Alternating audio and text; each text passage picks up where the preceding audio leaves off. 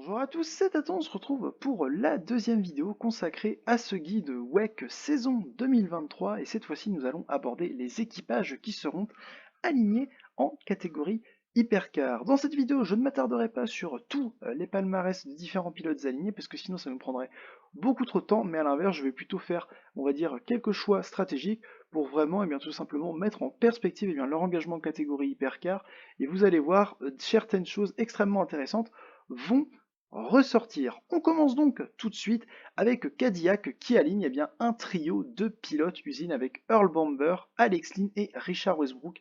Trois pilotes qui sont Platinum, qui ont tous une pointe de vitesse indéniable et qui ont tout simplement démontré durant ces dernières années en prototype qu'ils pourraient parfaitement défendre la marque Cadillac. Et donc c'est pour ça que Cadillac leur fait confiance pour l'intégralité de cette saison en WEC. On passe ensuite à Van Wall qui engage là aussi un trio, alors pour le coup un peu quand même atypique puisque hormis les pilotes officiels Bike que sont Tom Dillman depuis maintenant plusieurs années, Esteban Guerreri depuis 2020, on a en troisième pilote Jacques Villeneuve qui vient de rejoindre, le champion du monde de F1 97 qui avait déjà participé aux 24 heures du Mans. C'était à l'époque avec Peugeot en 2008 où il avait fini deuxième, donc ça remonte un petit peu désormais.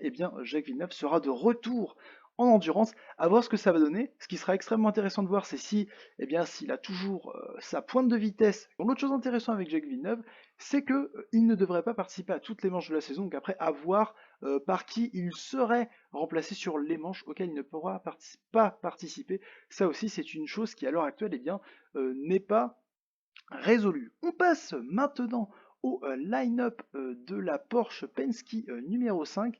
On aura un line-up où on aura Dane Cameron, Michael Christensen et Frédéric Makowiecki. Là pareil, trois pilotes usine Porsche et le choix qu'a fait Porsche est assez intéressant puisqu'en effet, deux de ces trois pilotes dans cette voiture numéro 5 sont issus du GT1. En effet, Michael Christensen et Frédéric Makowiecki étaient engagés l'an dernier en GTE Pro. Le seul pilote vraiment de prototype qu'il y a dans cette voiture, c'est Dane Cameron qui était à l'époque, il y a quelques années maintenant, pilote notamment Penske sur les Acura ARX 05 en IMSA.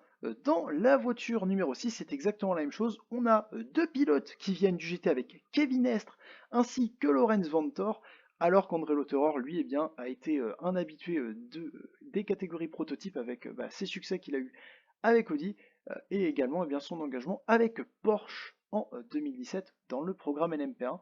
L'autre chose qu'on peut également noter pour les deux Porsche Penske, c'est qu'on a un Français dans chaque équipage, donc pour le coup pour les fans de Porsche, il n'y aura pas, on va dire, de dilemme avec une voiture à préférer puisqu'on a un Français dedans. Pour le coup, là, la 5 et la 6 ont toutes les deux un pilote français dedans. On passe maintenant aux deux voitures engagées par Toyota Gazoo Racing. Là, on fait clairement dans la stabilité du côté de Toyota. On conserve ces deux trios avec Mike Conway, Kamui Kobayashi et José Maria Lopez dans la numéro 7. Et pour la numéro 8, on aura à son volant Sébastien Buemi, Brendan Hartley, ainsi que Ryu Hirakawa qui est reconduit suite à sa très bonne première campagne en WEC la saison dernière. Ensuite, on passe à la Hertz Team Jota, donc, qui engagera une Porsche 963 avec son numéro 38. On a à l'heure actuelle le pilote officiel Porsche, Ifeye, de confirmer, le pilote chinois. Et les deuxième et troisième pilotes, même si là ils ne sont pas renseignés sur la liste qui a été tout simplement sortie au moment de l'annonce du WEC, je peux vous affirmer que le deuxième et le troisième pilote seront Antonio Félix d'Acosta, le portugais, ainsi que Will Stevens, l'anglais, pareil, deux pilotes qui n'ont rien à prouver en termes de vitesse en prototype. Ensuite, on passe aux deux voitures engagées par Ferrari Corse. Et là, pareil, on a un choix assez similaire à Porsche avec, pour le coup, Ferrari qui a choisi de faire monter ses pilotes qui étaient engagés en catégorie GT en prototype, avec pour la 50 Alessandro Pierguidi et James Calado qui montent en prototype. Ils seront accompagnés de Antonio Giovinazzi, l'ancien pilote de Formule 1, qui avait même, pour ceux qui à l'époque regardaient le WEC, en 2016, participer en LMP2. Donc là, lui aussi, il a déjà une petite expérience quand même de l'endurance. Sur la Ferrari 51, là par contre, ce sera différent en effet, puisque eh bien, on a trois pilotes qui sont vraiment issus du Giron GT. Alors même si certains ont pu courir eh bien, en LMP2 Pro, enfin en LMP2 Pro-Am sur la LMP2 qui était engagée en WEC ainsi qu'en ELMS, eh bien, on va dire que ces pilotes sont quand même de base originaires du GT. Ensuite, on passe eh bien, au Peugeot, et là, pareil, Peugeot fait dans la continuité comme Toyota, avec pour le coup eh bien, des line-up qui ne bougent pas. La 93 restera conduite par Paul Di Resta, Michael Jensen et Jean-Éric Vergne, et la 94, elle sera toujours emmenée par Loïc Duval, Gustavo Menezes et Nico Müller.